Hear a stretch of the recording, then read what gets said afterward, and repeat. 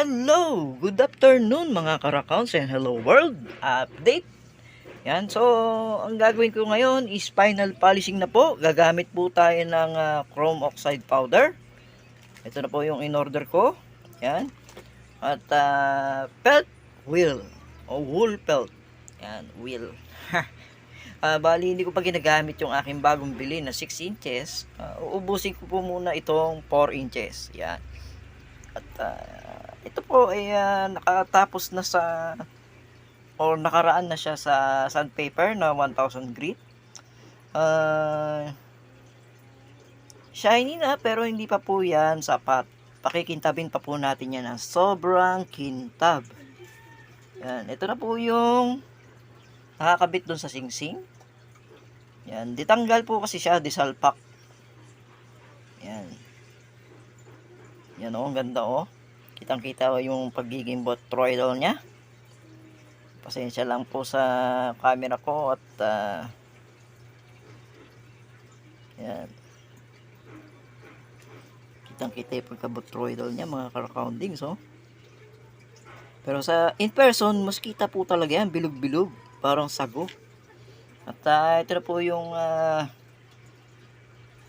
agate na geode, yan. Tapos yung mga heart shape na mga cubs, yung singsing na napanalunan nila Sir Gerson and Sir Algodon, yan. So, isi-set up ko lang po yung cellphone sa aking mahiwagang selfie stick at sa bangko, yan. At tayo magsisimula na mag final polishing, yan. Wait lang po mga karakoundings.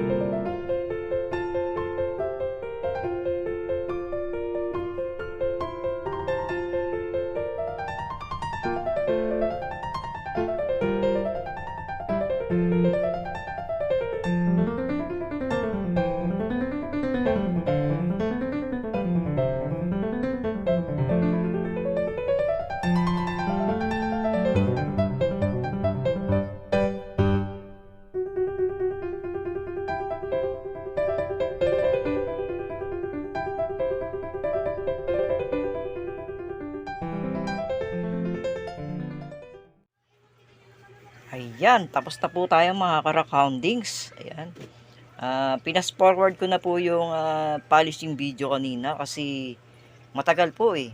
Kailangan talaga kada isang piraso is aabuti ng mga 1 to 2 to 5 minutes bago bitawan para talagang even yung kintab. Yan, magsimula po tayo dito sa rose quartz. Ito na po yung rose quartz natin. Yan o. Pati yung mga sulok at gilid-gilid po niyan ay makintab na. Maliban sa likod. Kasi yung likod po, matatakpan naman po ito. Ayan o. Matatakpan kasi yan. Kasi yung harapan, ito, importante, makintab. Yan po ang ating rose quartz. Ito naman ang Unakite. Imported po ito. Itong mga to, imported po yan. Yan, Unakite. Pamilya ng Jasper. Yan. Hindi ko muna sila bubutasan mga ka-rockhoundings kasi mamaya mo yung bibili is ang gusto dito ang butas. Malay nyo, dito naman din ang butas or dito sa kaliwa or kanan. Yan, depende sa gusto ng customer yung magiging butas po niyan. Ito naman po yung Amazonite. Yun o, may flashes. Ang ganda o. Diba? Amazonite po yan. Hindi ko alam kung saan bansa ito galing. Kasi ito pong mga to, nabili ko lang po ito sa Shopee. Pang koleksyon ko lang po itong mga ito. Yun nga lang, syempre, dahil wala tayong gawa. Wala akong magawa. Yan. Ipinrasis ko po yung kalahati ng mga koleksyon ko. Yan. Kaya hindi ko muna sila bubutasan. Tatanungin ko muna doon sa gustong bumili kung saan niya gustong butasan. Kung dito sa tuktok ba, sa kaliwa o sa kanan or sa gitna. Ayan. So, ito naman po ang Uperlite. Itong kulay blue na yan, yan po ang Sodalite. Ito naman yung Uperlite. Yan. Parang pangkaraniwang granite lang. Ano ho? Yan, parang pangkaraniwang granite lang. Or diorite. Kamukha ng diorite eh. Yun nga lang, pag po ito inilawan ng UV light, yan, nagkakaroon siya ng flashes. Nagre-react yung kulay pink na yan, nagiging kulay orange. Yan po ang Uperlite. Ito naman po ay yung mas kilala sa pangalang Aventurine. Madalas na pagkakamalang jade. Doon sa mga bagong kolektor or yung mga bagong nagbabalak pa lang na mag-collect ng mga gemstones, na pagkakamalan po nila itong jade. Ang tawag po dito ay Green Aventurine. Yan. Green Aventurine. Ginagamit din po ito pang salit sa jade kasi ang jade po kasi masyadong mahal at ang Aventurine naman po ay mura lang. Ayan. Ang magiging butas po nito ay talagang dito sa tuktok. Yan, diyan sa tuktok ang ang butas niyan. Depende sa buyer, baka gusto niya dalawa ang butas. Lalagyan po yan ng hook. Yan, kaya hindi muna natin siya bubutasan. Ito naman po yung white chalcedony na may kalawang sa loob. Yung kalawang po ay sumuot diyan sa bitak. Kung nakikita nyo, yung bitak po na yan, pinasok yan ng kalawang. O, ayan ang tinatawag na iron stain or limonite kung tawagin. Yan. Limonite kung nasa labas, kung nasa loob ay iron stain. Yan. Ito naman po yung agates na may butas. O agate geode. Yan po. Ang ganda niya mga ka-rockhoundings, parang tubig oh. Parang tubig. Grabe, yun nga lang, ito. Itong dalawang to reject. So bagay, di ko naman to ibibenta mga ka-rockhoundings. Pang sarili lang po ito. Hindi ko yan ibibenta, kaya okay lang kahit na may crack. Di ba? Kung tatabasin ko naman yan, mawawala na yung butas, kaya isinama ko na rin yung crack. Pero itong tatlo na to, yan, ibibigay natin tong isang to kay Boss Chip. Yung pinakamaganda ang ibibigay natin kay Boss Chip, yan. Gundo oh, parang tubig. Ito ay maiiwan sa akin. O di ba, dalawa siguro bibigay ko yung boss chip, tapos yung isang maliit, ito na lang po yung sa akin. Yan. At saka itong dalawang reject. Ito, pang sarili ko lang po ito. Ito, kay boss chip pa rin po ito. Yan o. Ito po yung nandun sa singsing na stainless steel. Pabali, hindi ko man talaga ibebenta yung singsing na yon. Kasi ginamit ko lang siya parang sample. Kung ano yung parang magiging itsura niya kapag ka ikinabit sa singsing. Yan. Non-tarnished na stainless steel po yung kahapon. Yan. Ang size po nito ay 14 mm. 14 mm by 10 yata. Oo. 14 by 10 mm. Tapos 7 po ang thickness. Ayan. Botroidal Chalcedony. Pero agit po ito. Oo. Agit yan. Ginawa ko lang Chalcedony. Yung pagkakat lang. Technique sa pagkat. Pagka po wala kayong Chalcedony na clear, pwede naman po yung agit na clear. Baligtad nga lang ang gagawing cut para magmukha siyang Chalcedony.